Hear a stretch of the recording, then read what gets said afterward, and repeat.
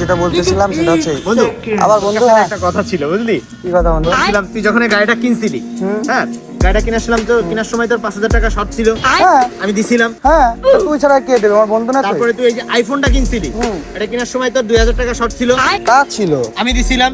তা দিছিলি। আচ্ছা ওই যে করিমের দোকানে চা খাই না আমরা, এখন না বললে হতো না এটা।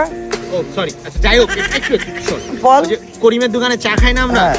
500 টাকা দিতে পারতেছিলে না, আমি দিছিলাম না। হ্যাঁ, তোর কাছ থেকে কোনোদিন আমি কিছু নিছি? তুই বল। নিসনি তো। যেখানে তোর বন্ধু ঘুরতে আমার গেছি। কাছে চাবি আমি তোর কইছি দেবো না।